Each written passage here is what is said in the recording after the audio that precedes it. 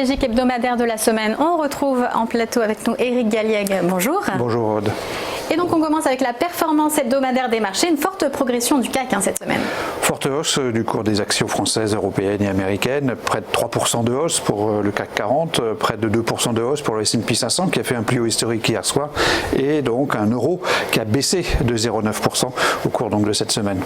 Et donc on va voir les actualités qui ont favorisé cette progression et on retrouve évidemment les encouragements des banquiers centraux avec le discours de Sintra et un Mario Draghi toujours conciliant. C'est le fameux discours de M. Draghi, donc le mercredi, qui a permis au marché de bondir avec la réaffirmation que la BCE est très proactive, que dès qu'un problème surviendra, elle sera là avec tous ses instruments, tous ses outils, avec un potentiel de retour du quantitative easing, de retour de différents instruments, même ceux qu'on n'a pas déjà utilisés.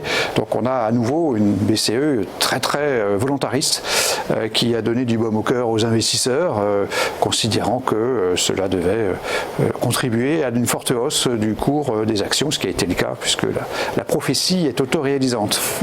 Impact positif sur les marchés. Les banquiers centraux ne manquent pas d'une occasion pour délivrer leur optimisme puisque Jérôme Powell, lui, ça devrait être confirmé, cette baisse de taux qui devrait intervenir à l'automne.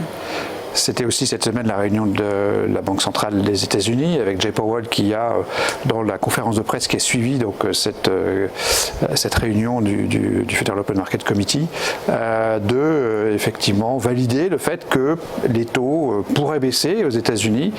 C'est une validation du changement à 180 degrés donc du discours et de la Banque centrale américaine qui, il y a encore 6 mois, anticipait plusieurs hausses de taux, des hausses de taux en 2019, alors qu'ici on est en train d'imaginer une baisse de taux pour la prochaine réunion au mois de juillet avec une probabilité très élevée. Donc la Fed a retiré du compte-rendu de cette réunion le terme patience, ce qui voudrait dire que peut-être les taux seront abaissés pour une première fois au mois de juillet, donc le mois prochain. Les marchés sont très pointilleux en ce qui concerne les minutes.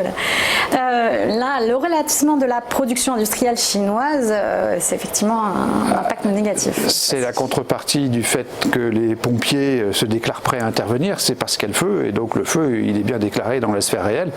Le feu, il part de là, il part de la Chine ? Il part de la Chine, il part de l'Europe, il part de la nouvelle politique économique des États-Unis, la nouvelle, du protectionnisme américain et d'un essoufflement général des économies avec donc cette croissance de la production industrielle chinoise, plus 5% au plus bas depuis 2002. Donc c'est un chiffre qui nous paraît encore important, mais qui, sur les standards chinois, est très faible. Cela montre que la Chine est en difficulté aujourd'hui et que M. Trump est dans une position de force dans ces négociations. On va en reparler dans les semaines et les mois qui viennent. Mais c'est un sujet, bien sûr, toujours très important qui marquera les semaines qui viennent. En tout cas, ralentissement économique, c'est une mauvaise nouvelle pour les marchés financiers, toutes choses égales par ailleurs. Et donc moins 1. Et enfin, dernière actualité, ça a été la cause d'un jeudi noir pour Natixis, l'illiquidité de certains fonds. Alors c'est une actualité dans la sphère financière et dans le chapitre financier lui-même, avec un phénomène dont on a déjà entendu parler et qui est l'illiquidité de certains fonds. L'industrie financière transforme en actifs exigibles des passifs long terme et notamment des obligations qui sont assez peu négociables dans des fonds qui eux-mêmes peuvent être, dont leurs propriétaires peuvent demander un remboursement immédiat. Donc cette difficulté qui peut apparaître à certains moments et qui apparaît aujourd'hui dans un fonds donc de H20 Asset Management, qui est une société adossée au groupe Natixis, qui a perdu le suivi, pour lequel Morningstar a lancé d'une certaine façon une alerte en considérant que certains actifs étaient totalement illiquides. C'est pas sans rappeler les débuts de la crise de 2007 où en août 2007 des fonds monétaires avaient été, je dirais, sortis du marché en quelque sorte avec donc l'arrêt de la liquidité faite par les banques, notamment BNP Paribas, sur des fonds monétaires. Donc on est ici sur des fonds obligataires. C'est pas la première fois. L'année dernière, à peu près à la même époque, on avait déjà eu chez GAM Holdings un phénomène de la même nature avec un effondrement des encours de cette société de gestion suisse. Plus récemment, Woodford, qui est une société l'autorité de gestion britannique a connu des déboires comparables.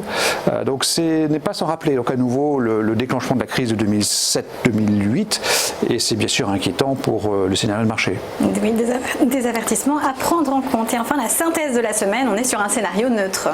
Scénario neutre, les pompiers ont bien travaillé, les banquiers centraux européens et américains envoient des signaux qui rassurent, alors que symétriquement, on a un signal négatif dans la conjoncture économique, ça va moins bien, et d'autre part, dans la sphère financière elle-même, on a des formes de craquements ou de soucis dans la liquidité de certains fonds. C'est pas nouveau, mais on en reparle, et donc sous ceci nous fait une notation neutre pour cette semaine.